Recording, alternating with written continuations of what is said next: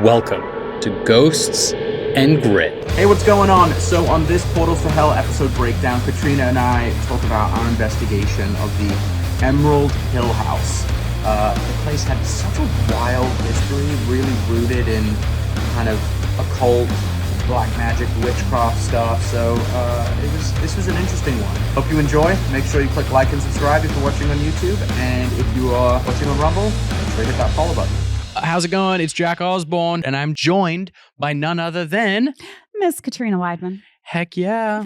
Katrina and I have investigated many a haunted location together all over, through pandemics, the highs, the lows. We've seen summers turn into winters, falls. Like we've had it all. Been there, done that, seen it. Shit our pants. Yeah. Well, I do. Katrina doesn't. And actually, this is a perfect episode to talk about how I literally will get scared shitless, and Katrina's like, "Don't worry, I've got this." And then I pick him up, carry him through the threshold. I'm like, please, just make it go away. Do you ever get scared? Yeah, I get scared a lot. But you know what's so funny? There's a couple reasons I push through it. One, I am, to my own detriment, stubborn. And once I say I'm going to do something, even if it hurts me, I will do it. Oh. Yeah, I know it's not healthy really, but It works in some areas in life.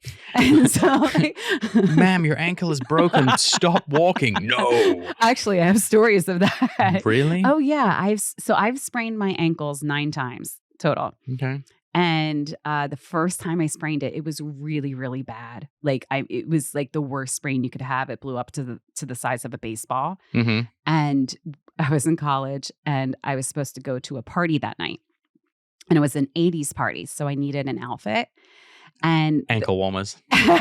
Well, I didn't have anything, and so I had worked out the night before, tripped and fell, hurt my ankle really bad. The person I was with at the time refused to take me to the hospital. And so I'd never done anything like that. And they were like, "You're being a baby." And I was like, "This really, really hurts. I think I need to see a doctor." And they're like, "You're being a baby." So I'm like, I guess I'm being a baby. So I went. Fucking baby. So I went to the mall the next day on this ankle. I was like, I'm gonna get that outfit, and wore heels, and it was the dumbest shit. And when I finally went to the hospital, they were like, "Why didn't you come here days ago?" I'm like, "I thought I was being a baby."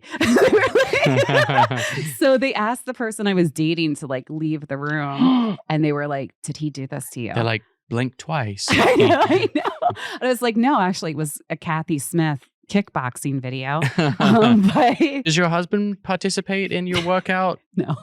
He's like, he was an athlete. So his idea of workout is go to the gym. Go to the gym, be a normal person. And I'm like, I have this video from 91 that I would like to do today. Do you dress, is your attire reflective of the time period of the workout you're doing? No, but I should do that. Fuck, This Katrina. should be part of my YouTube you need channel. to have a 70s workout gear, 80s, Yes. 90s. I should really make that part of my YouTube channel and do that, because they're fun workouts, and some of them are really effective. I go to the gym, I have my trainer.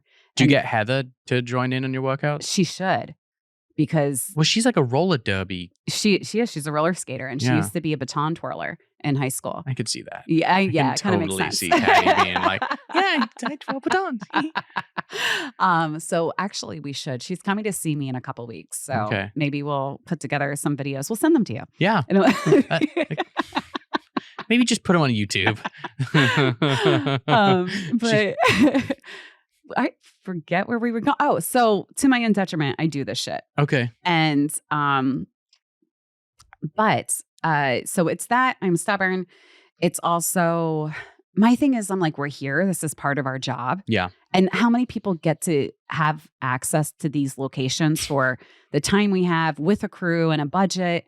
So to me, I don't want to miss out on that. You don't run away from it. Yeah. And the biggest thing, and I said this to Barb Morrison, Barb Morrison produces my music, and I took their mentorship program, and they asked me the same question you asked me: do you get scared? Because they're like, all your shows are so freaky. How do you do it? Right. And I said, I don't want to miss out because I'm scared. And it was a thing because I was like, well, I'm not actually living life that way. I'm just kind of doing ghost hunting that way. And so You're like, fuck, how do I apply this to everything? yeah, I'm like, I'm actually really scared of a lot of things. So that was an aha moment. But yeah, no, I still get scared, but it's all those things. And it's being in that objective place of our job is to be objective. Yeah. So that's where I go. Have you changed since you started doing this so much? Yeah. At like fear level? Yeah. Yes. I mean, I still do get scared. And I still sometimes will run away, but it's a different kind of scared. I get more like jump scared. Mm. And it's more like, because I don't believe this can physically hurt you. I think you can start to get like, oppressed and shit like that. And you can have attachments. I do believe completely in that. But in the moment, I don't think it can really hurt you. Mm. I've just never seen anything that makes me believe, you hear people getting scratched and pushed, and, our producer Hannah, who's here with us right now, she had stuff like ripped out of her hands during. Really? Yeah. She had like something pulled out of her arm at an investigation at the Washoe Club. Oh yeah, you were telling me this a little bit. Yeah. So it's, it can come. I know it can enter the physical realm. I've just never been hurt by it. Yeah, Yet. Cut to. She's getting punched in the mouth by something. Yeah, why do they scratch? Why not like throat punch people? I don't know, but that's the thing. I've met people who claim they've been pushed or punched. One of the earlier cases I had where we think it was what you would label demonic, the woman claimed her very first experience with it, she got like kind of punched in the chest and thrown across the room, and they took her to the ER. Well, and there's that famous case about people, and numerous cases of people being sexually assaulted by spirits. Yes. Which is absolutely fascinating. Mm-hmm. Like, it's and that was like a legitimately studied case, right? There's a bunch, of people claiming to be sexually touched. I've worked on a few. And the one, which was really weird, is in Oregon, Eugene, Oregon. And I spoke to all these women who had very similar experiences. I was scouting that case because I was working as a producer at the time for the show. So they sent me to scout. And I stayed in the bedroom where all these women had this experience. Holy shit. Yeah. And I remember waking up to, do you know if somebody's like, I don't know, I guess this is TMI, but if somebody's on top of you and they put their hands on either side of your head and press back on the bed, you can feel it go backwards. That's what I woke up to. It felt like somebody was pushing on the bed with hands on either side of my head. Oh, shit. Okay. And it was this overwhelming feeling that someone was in the room with me. But the funny thing was, I wasn't scared. It felt comforting in some way. I didn't feel threatened at all. Okay. Yeah. Well, that's good. Yeah.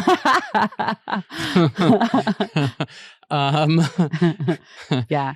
So you were into it, Katrina. I don't know. They had me for the episode. They were like, and I didn't know this until we got to location. They were like, well, we have to find some way to make you vulnerable to do like an experiment, because these women were vulnerable when they came. When you were here scouting, you were alone. Really dark. Yeah, no, it was fucked up. Okay. And so then they were like, okay, why don't you be like naked and in the bed? And it was like, but there's a camera crew here. So it came down to, I wore my bra and like underwear. And it was the most awkward fucking shit in the world, because I walk into this room and there's a crew of all men. Ooh. With like boom mic and camera. And I was like, this is not the career path I had envisioned for myself. This feels really, really dark. Yeah. My thing was, I'm like, well, it's no different than me wearing a bathing suit. So okay, fair enough. But I guess for me, I think what makes it just feel a little gross is like go get vulnerable. Right. Like, yeah. Right. Like, that's just a bit like, come on. It was a lie. I don't know how I feel about it today, because I see both sides of it.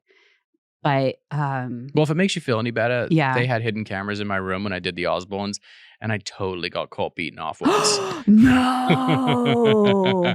Yeah. Wait, what were you beating off to? I think it was a DVD, and I'd put in my, like, I was like, sweet, no one's home. The crew's downstairs.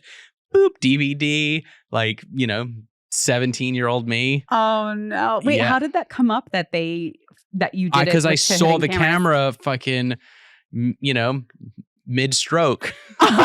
Did you stop? Or I did was you like, finish? shit, I fucking ran up and ripped it out the wall. I was like, oh my God. And there was a whole control room because they would always have producers monitoring the cameras to know where we were. And I'm like, yeah, that just happened. Oh my God. Yeah. Do you feel like Violated, yes. So somewhere out there, there's a group of people that have all watched me jerk off. Oh, Jack Osbourne's sex tape Yeah, it by is. himself. The loneliest of sex tapes. Hey everyone, it's Jack Osbourne here, and this episode of Ghosts and Grit is sponsored by BlueChew. You want to increase your performance in bed? It's super easy. You go to BlueChew.com. Chewable tablets with the same active ingredients as Viagra, Cialis, or Levitra at a fraction of the cost. How can it be so easy, you might ask? The process is simple. I literally went on the website, created a profile, answered a bunch of medical questions, had a back and forth with a licensed medical provider. Wham bam, 3 days later, a super discreet brown envelope came into the mail. I'm happy, and so is my wife. Look, it's possible you are missing out on the best sex of your life. BlueChew wants to help you have better sex. Discover your options at BlueChew.com. Chew it and do it. We've got a special deal for our listeners. Try BlueChew for free when you use our promo code GHOSTS at the checkout. Just pay $5 in shipping. That's BlueChew.com, promo code GHOSTS to receive your first month free. Visit BlueChew.com for more details and important safety information. And we thank BlueChew for sponsoring the podcast. But do you feel like, so the reality I've done has been docuseries. It's been very focused on one part of my life. It hasn't been my whole life. Do you feel, since you've done reality based on like so many pieces of your life, like, do you have no fear of putting yourself out there? Or like, is it just sort of like, look, I've made a fool of myself before. I've said things before that have got me in trouble. Like, whatever it is, you just are like, it's me. I think because so much of how things were manipulated during the Osbournes to where, like, yeah, there was no scripts. There was no story. There was no story outline. It was nothing. It was true docu. Like, we woke up, there were cameras. We went to bed, there was cameras. It was just like, we lived our life and they just followed along, and the editors just tried to figure out how to make it entertaining, make an entertaining 22-minute episode. So I cared deeply about not being misrepresented. Yeah. That's where I lie, because so many things happened where I felt misrepresented back then at the time. I don't care now, but when you're an angsty teenager, and those those were not the most, from 15 to 19 are not the most glamorous years of anyone's fucking life. And so I was insecure about a lot of stuff. And so I do care about not being misrepresented. And I do. And it's when I get upset when people would have, like, when there would be a public opinion about something I've done or said, when it was taken out of context. Yeah. That's the stuff that bothers me, which is kind of why I think, which I enjoy the medium of podcasts so much, is because things are allowed to breathe. Things are allowed to you can have a conversation go for an hour or two about one subject, and you're not confined to a 2.5-minute soundbite on a show, a news show, or a whatever, like you're a guest on a radio show. You're given minutes. And so I like that this gives an ability to kind of, let things, let the wine breathe. Yeah. Yeah. How did you feel about portals? Were you like, I don't want to be, were you worried about kind of coming out as a ghost person? No, because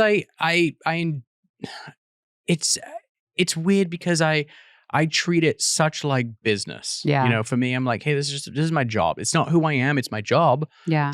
I'm way more multifaceted than just this one thing. And I don't mind that people now know me as the paranormal guy or something like that, because I think it's fun. Yeah. You know, it's not, I'm not trying to like, I like that it's relatively politically neutral. You know, Yeah. if you notice, like the podcast world, I mean, the paranormal world doesn't really involve itself with dumb shit. You know, you'll never hear like, oh, this person said this and that person did that. It's just like, we're a bunch of nerds looking for ghosts. Like, what I like about it though is we do get to talk about history that is now so important to know. yes. And like, so we can not repeat the same mistakes Yeah. again. And I think that's so important about the field, because people, especially people, are like, oh, don't get political. You're in like the public area. And like, I get that. But at the same time, part of the paranormal, we do talk about, so like not politics, but social issues Yes. that are really important still to this day. Like how, when we were talking about, gosh, what was it? The asylum, Trans Allegheny, and how women were treated during that time. It's still really important to talk about today. Yeah, totally. And and to that same point about Trans Allegheny, you know, that was the leading best medicine. Right. And so if anything, it just makes me always question the leading best medicine. Right. But I don't know. I feel like such a different, I'm not the same person I was when I was, you know, doing the Osbournes. And so, you know, you grow out of insecurities, you develop different ones, and ultimately when it comes to making TV or working in entertainment, I literally treat it as a job. It's like, hey, this is a means for me to provide for my family. Yeah. And I enjoy it. I've done it for a very long time. I have a decent understanding of how to do it. But I don't relish in it. Yeah. You know, I think a lot of people, especially in LA, especially in any entertainment industry, even in the paranormal industry, there are people that relish in the fame byproduct of doing it. Famous fickle, Marilyn Monroe. Yeah. She always said it. And it's so true, because you can't control fame. No. Fame is by the will of the people Mhm. or the industry or marketing or whatever it is. And I always thought it was weird. Like, I met somebody once who I asked them we were like in our 20s, but I'm like, what do you want to be? Like, they're like, I want to be famous. For what? Yeah. And they were like, I don't care. I just want to be famous. I'm like, well, like Manson is famous, right? Like, I mean, maybe we should define this a little bit more. Right. Or maybe we should have a clear goal. But I always thought that was such a strange answer, because it's never that I chased fame. I just really loved performing as a kid, and as an adult, like I wanted to be in the arts. I didn't really I had a bunch of different ideas about what that would mean, but it's just sort of like fame on some level for me became because like, I don't know, I'm like an E-list person, but it became like byproduct just because of what I like to do. Yeah. It wasn't the goal. Totally. And that's the exact way I've treated it. But I mean, I don't know. Do people know that you're like a trained singer and actress? I've said it a lot just because I noticed, especially when I had my band, people were like, stick to ghost hunting. And I'm like, okay, but like, this is actually like what I'm trained in and what my degrees are. Yeah. But I understand it's like when you're marketed a certain way for so long, people have it's like, oh, I didn't know, you know? I think now that I've had a little bit more of a public platform, people who follow me like know that's my background. Yeah. But I think a lot of people are usually kind of surprised because they think maybe we have degrees in like ghost hunting, you know? Yeah, mine's from MIT. Do you ever think about going back to school? Yes. I actually have a whole Excel spreadsheet of all the degrees I want. Really? Oh, there's so many I would want, like anthropology, parapsychology, neuroscience. Love to go back for law, culinary arts, fashion, all of it. Yeah. What about you? It's funny. I always joke. I'm like, when my last kid goes off to college, I'm going to apply to college as well. What are you going to do? You know, it's funny. Anthropology, I love. Love anthropology. Love anthropology. I think it's amazing. But I probably would either go and get like a business degree or a law degree. Yes. Oh my gosh. Life would be like, just in think about how useful it is. Mm-hmm. You know, I think I think that, well, there's a reason why like so many of like the top CEOs and, you know, even like FBI agents, they all have to have law degrees. Yeah. What kind of law would you practice? I probably, just because I know it, and I'm not saying it would be like an easy get, because law school certainly is not easy, but I would probably focus on entertainment law just because of doing what I've done for so long. But I just think it would be helpful. I think the same thing, because if I had gone into law first instead of the arts, I probably would have wanted to do like criminal justice. Yeah. It would have killed me, I think. Mhm. Like just on a spiritual, emotional level, I'd be Right. dead because I can't handle anything too hard. You Like could have done emotionally. you could have just done a speeding tickets though. You could Maybe have the done, speeding tickets. Yeah. But like if I had to work with like murderers, I think my heart would break into a million pieces. But I would do entertainment yeah. because I feel like I got so screwed in my first couple of gigs that I Yeah. would want to help somebody. Totally.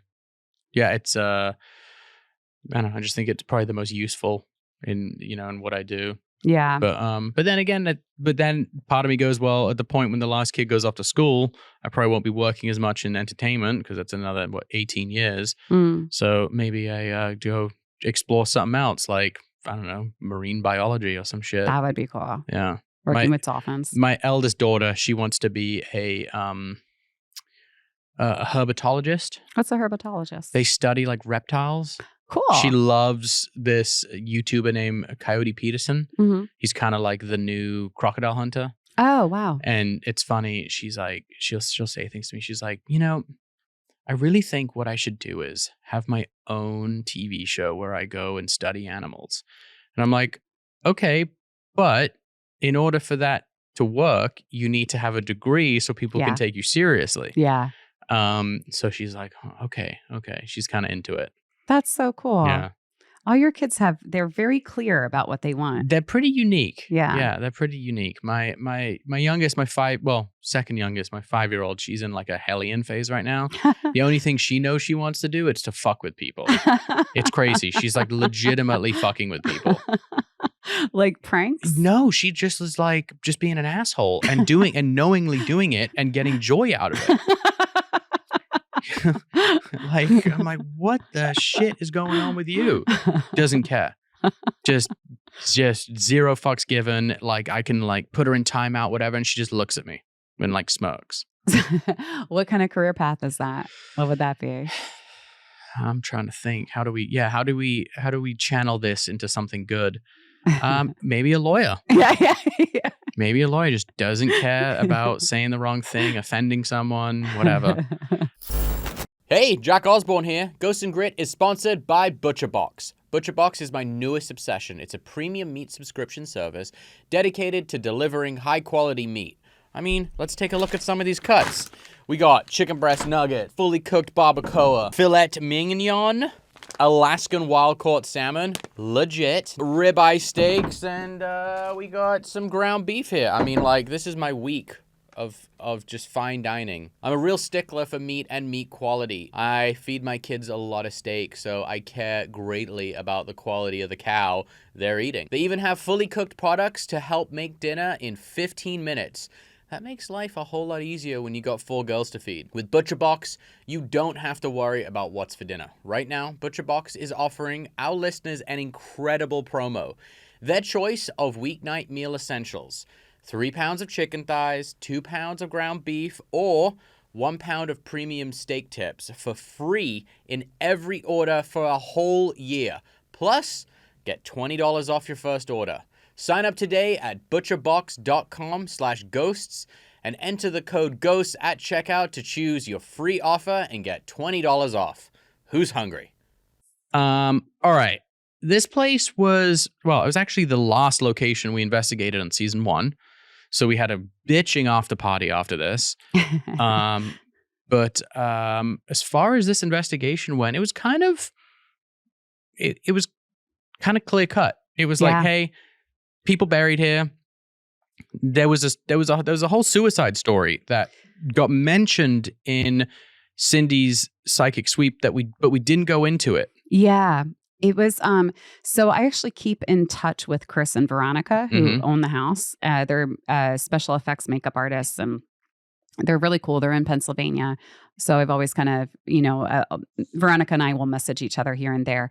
And the story with the suicide, so we don't actually have confirmation that the suicide happened in the house. We're not sure where it happened, but we do know the family owned the house at the time.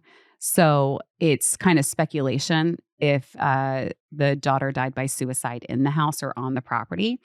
And then, of course, there's going back further. We don't really know what happened there. But Cindy was very much honed in. The family also, not only did they lose that daughter to suicide, but there was another daughter that also died while the family owned the house. But we never got complete confirmation on how or why or where. Yeah. Because you didn't you? I remember you speaking with the police, didn't you? Did I speak to the police? Oh no, I think it was Austin. Austin went down to the police station, or I remember there was some thing with files from the police. Yeah, I do remember going through files, and I think that's where we were trying to, so the people that had the house before Veronica and Chris, what we had been told is that they were kind of starting rumors on purpose because they wanted people to come to the house. Yeah.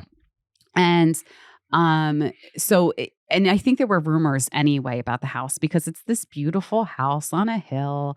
And, there were some bad things associated with the house, like, just rumors like the witch stuff. Yeah. And, so I think inevitably that stuff just kind of grew. But the witch stuff was kind of true, wasn't it? A little true. So what it was the Colvin family. The wife, she was very well to do in the community. People really, really loved her. And I think it was speculated, was she some kind of healer of sorts? And women who were healers, like it could be something like, here, take this tea for your headache. Mm-hmm. And we know through history that wasn't always looked upon favorably. And some women who, practice that kind of medicine, like herbal medicine or whatever, they were healers, would sometimes be, I don't know if outcasted is the right word. I don't think that's the right word, but it was like, don't trust that woman. Like, you know what I mean? So I think, and again, this is all conjecture because I don't have the full information, but just looking at what we do know and looking at the rumors that exist, you can kind of start to piece together things. Maybe this is what was going on. And that's where we had landed on in our investigation, that we know there was this woman with the last name of Colvin. People in the town do assume she's a witch because she has what looks like a broomstick on her headstone. However, there's also people that claim it's an upside down lantern. And that's to represent your light has gone out, you've gone to the other side. Oh. So yeah, it's a little sad having that imagery, but that's the back and forth in the town. Where I think it all comes together is she did not live on the property, but her family owned the property. They owned about 200 acres, which Emerald Hill House sits on. And we do know at some point, I think in the 1700s, within 25 miles of the house, there was an actual witch. And I guess she claimed to be a witch. And when I say witch, I don't mean like the mythological witch. I mean somebody who practice an alternative religion and practice alternative medicine and things like that, and rituals. So we do know something like that was going on in the area at some point. And so just looking at all of it, I would think it's these little bits of history kind of coming together, people doing whisper down the lane and looking at, oh, that looks like a broomstick on the headstone, and kind of piecing it all together that, it's the Emerald Hill House and it's haunted and it's cursed. Surprisingly, though, Veronica emailed me, and this was a couple of years ago, and she's like, I had to reach out to you because we found another headstone. Oh, no way. Yeah. And it was next to the headstone we found, and we did the rubbing on. And the name was also Elizabeth. Interesting. Yeah. So I never got an update as to who this person was, but they were clearing out that area and they found it. Yeah. It always makes me sad when you see like headstones getting like overgrown and lost, I and know. because you're like, oh man, like that was someone, Yeah. and like they took the time to at least have a headstone made and a grave marker and bury them here, and then now they've just been kind of forgotten. I think it's Sweden or Switzerland, Norway.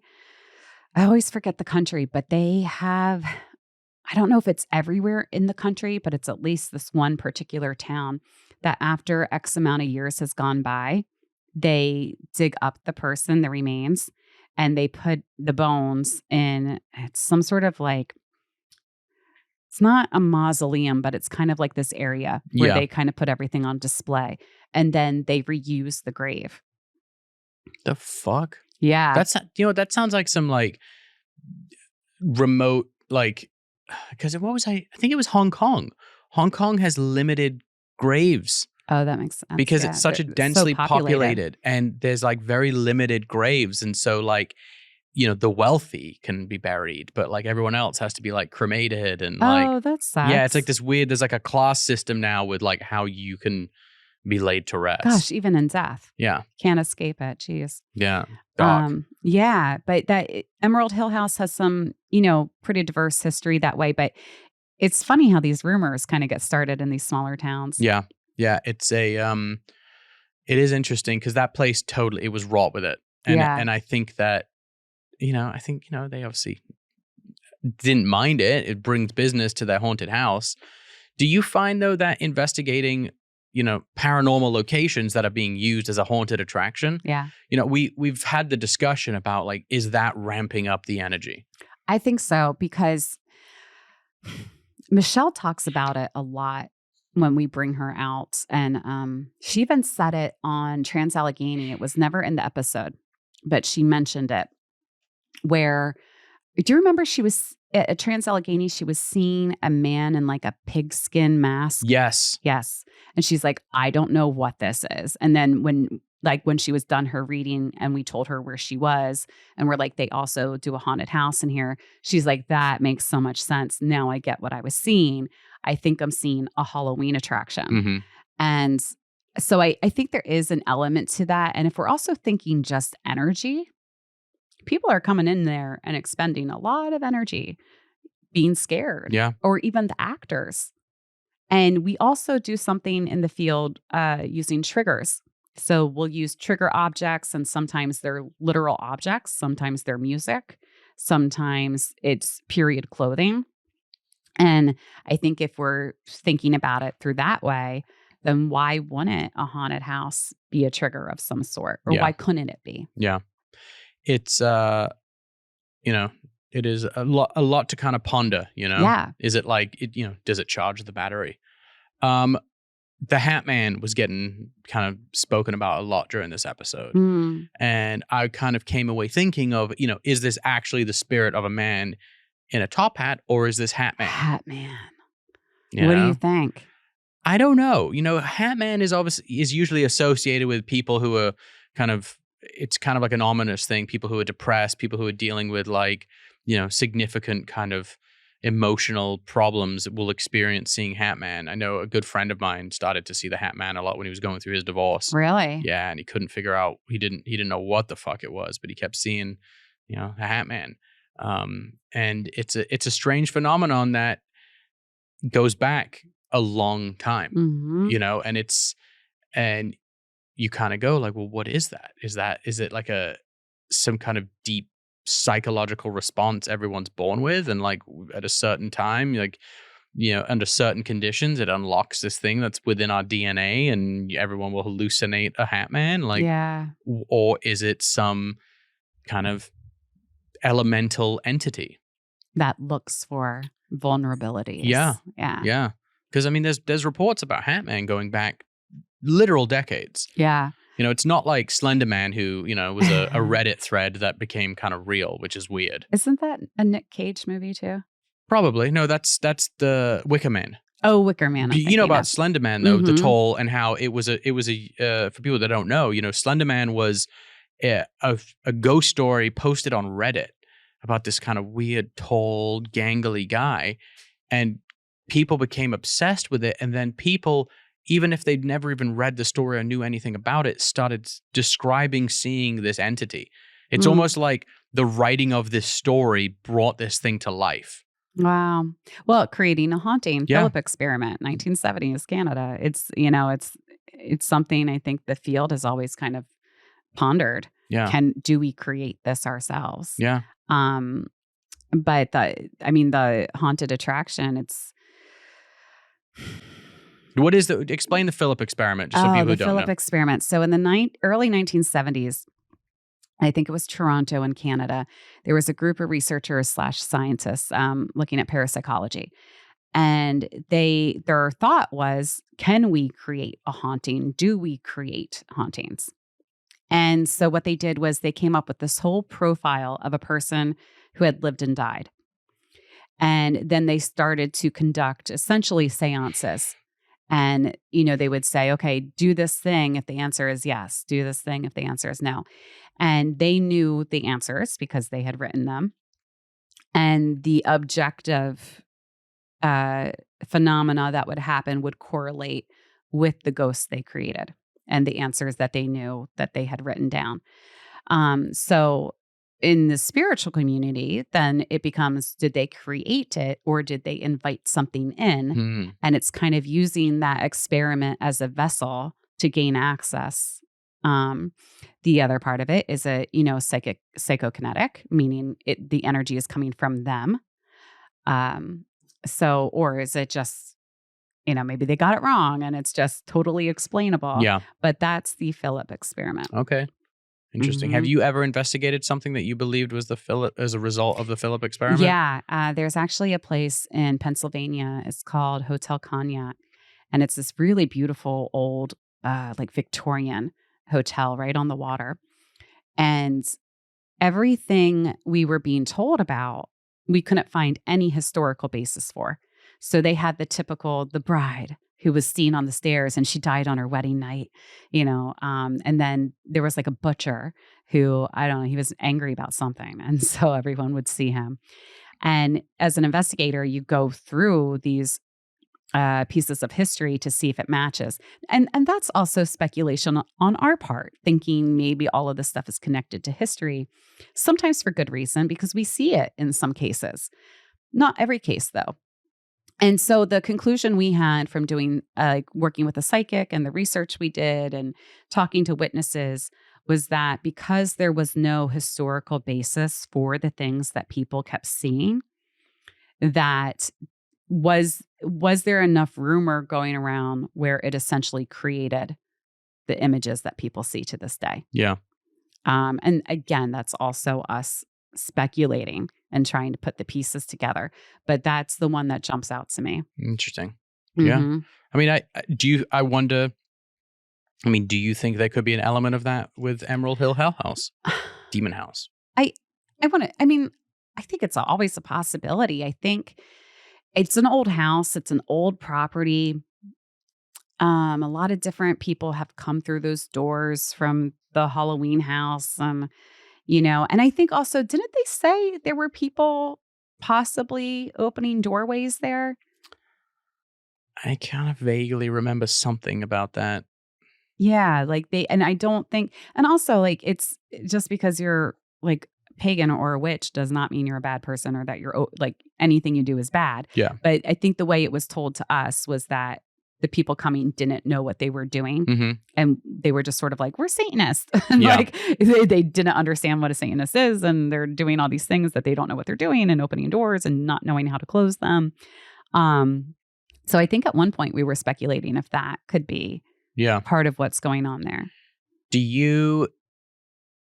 What was I just going to say? Oh, do you think the fact, it was made of these big limestone blocks? I kind of, when I was rewatching the episode, I was like, we didn't really touch much on the stone tape theory. And for people that don't know, the stone tape theory is certain materials that structures are built from, whether it's limestone or anything with a high quartz content in it. It can act as a recorder of feelings and emotion and energy.